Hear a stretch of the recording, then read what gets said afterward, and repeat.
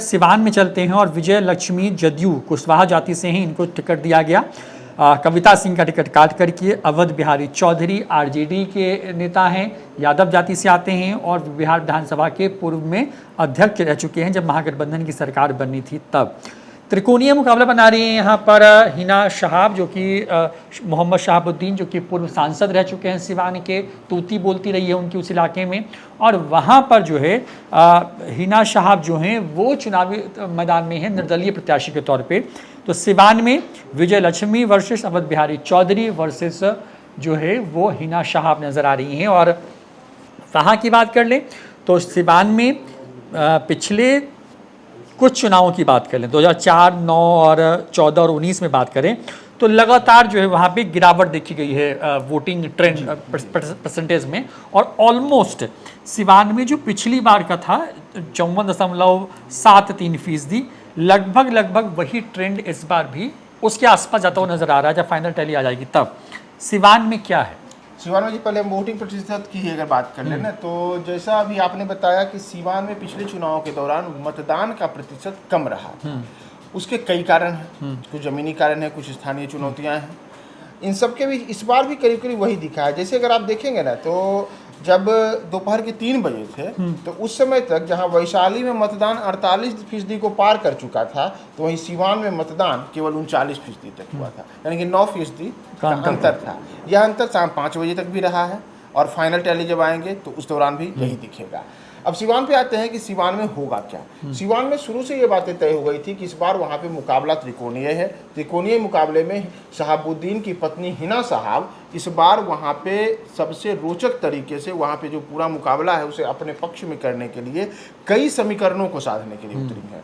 अचानक से जदयू का कविता सिंह को टिकट काट के और वहाँ के एक अन्य बाहुबली नेता की पत्नी को विजय लक्ष्मी को उम्मीदवार बना देना, ये कुछ अन्य किस्म की चुनौतियाँ रही।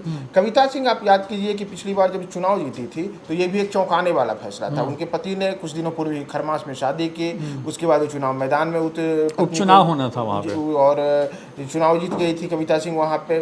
तो इस बार भी विजय लक्ष्मी जी ने उम्मीदवार बनाया गया है। ये कुशवाहा बिरादरी से आती हैं और इनके साथ स्थिति है कि आप कह सकते हैं कि ये बस साक्षर है। इनको मेंबर ऑफ पार्लियामेंट का फुल फॉर्म भी नहीं मालूम बहुत वीडियो वायरल भी हुआ और ये वीडियो वायरल हुआ था। इसके साथ ही साथ जो अवध बिहारी चौधरी हैं वो भले ही स्थानीय स्तर पर वहाँ पे लालू यादव का नाम लेकर के वोट मांग रहे हों, लेकिन इन सबके बीच में तिकड़ी लड़ाई में हिना शहाब ने शुरू से ही अपने लिए एक अलग किस्म का माहौल बनाया। इसके पीछे के कारण हम सब जानते हैं कि उनके जो पति शहाबुद्दीन रहे वह उस इलाके में उनकी तोती बोलती थी, और भले ही शहाबुद्दीन आज के डेट में नहीं है और ये पहला चुनाव भी जब वो पहला चुनाव है जब वो नहीं है, बावजूद इसके शहाबुद्दीन के नाम का आज भी वहाँ पर सिक्का चलता है। कई उनके लोग हैं जो उनके नाम से ही आज भी खाते पीते हैं। तो जो खाते पीते हैं वो अब चुनाव जिताने के लिए भी हिना शहाब के लिए वहाँ पे माथे पे गमछा बांध कर घूम रहे हैं। और स्थिति है, अगर आपने देखा होगा ही सिवान में, कि सिवान में इनके साथ यह पहला चुनाव था जिस चुनाव में हम लोगों ने देखा कि हिना शहाब के साथ चलने वाले लोगों में अपने कंधे पर भगवा गमछा डालकर चल रहे थे। ध्यान रखने की बात है कि एक मुस्लिम नेता है हिना शहाब, और उनके पक्ष में जो लोग चुनाव प्रचार के दौरान दिखे, आज मतदान के दौरान भी जो लोग बूथ पर डटे रहे, उनमें मुस्लिम चेहरे तो थे ही थे, लेकिन भगवा गमछा बांध करके वहाँ पर पूरे चुनाव मैदान के दौरान डटे हुए लोग रहे। आखिर ये कौन लोग हैं? ये अपने आप एक सवाल है और इस सवाल का जवाब हम सब समझ सकते हैं। तो हिना शहाब वहाँ पे तमाम वर्गों को अपने पक्ष में गोलबंद करने के लिए सक्रिय रही। इसमें विशेष करके सवर्णों को उन्होंने अपनी ओर आकर्षित किया। इनके पति शहाबुद्दीन का भी जो ट्रैक रिकॉर्ड आप देखेंगे तो जब वर्ष 1990 के दशक से वहाँ पे इनकी तूती बोलती थी, तो उस दौरान शहाबुद्दीन की लड़ाई वहाँ पे वामपंथी लोगों के साथ होती थी। उसमें कई नेताओं की हत्याएं भी हुई थी और बाद के दौर में वहाँ पे उनको एक ऐसे वर्ग का साथ मिला था जिस वर्ग इन सवर्णों की बात कर रहे हैं और मुसलमानों का। तो अपनी उसी पुराने रिश्ते की दुहाई देते हुए इस बार भी हिना शहाब वहाँ पर उतरी थी। उसमें अगर ये तमाम चीज़ें उनके पक्ष में रहीं तो हिना शहाब ने इस बार शुरू से ही अपने आप को लीड में दिखाया था, और लीड में दिखाते हुए चाहे विजय लक्ष्मी हो या अवध बिहारी चौधरी हो, उनको कह सकते हैं कि पानी पिलाते हुए नजर आई थी। मतदान के दिन तक तो यही दिखा है। अब अचानक से कोई फैसला चौंकाने वाला आ जाए, रिजल्ट कुछ अलग हो जाए तो हम नहीं कह सकते हैं, लेकिन चुनाव प्रचार से अब तक में हर जगह सिन्हा साहब का सिक्का बोलते रहा था।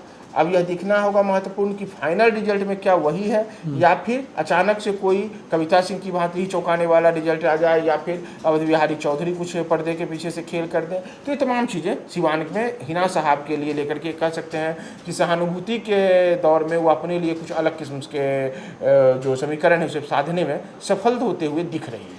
तो सिवान में भी मामला फंसा हुआ है और यहाँ पर जदयू और आरजेडी में मुकाबला था, लेकिन इस मुकाबले में लीड लेती हुई नजर आ रही हैं हिना साहब। और अगर नतीजे आते हैं, अगर उनका समीकरण फिट बैठता है, जो हमारी जो सर्वे जो हम कर पाए दिन भर में, अगर वो सब कुछ फिट बैठता है तो हिना साहब ये सीट निकाल पाएंगे। लेकिन वहाँ पर पेंच ये है कि वहाँ पर MY बिल्कुल बट करके वोट करता है, जो कि इंटैक्ट होता है आरजेडी के लिए। यानी कि अवध बिहारी खुद यादव जाति से आते हैं तो वाई उनके साथ जाएगा, लेकिन M हिना साहब के साथ जो है खड़ा है। और पूरे बिहार में एक मुसलमानों के अंदर ये गुस्सा जो है वो कई चरणों में दिखा कि वो आरजेडी से नाराज़ है, चाहे वो टिकट कम करना हो या हिना साहब को टिकट ना देना हो। ये तमाम चीज़ें वैसी थी जिसकी वजह से इस तरह की समस्या वहाँ पे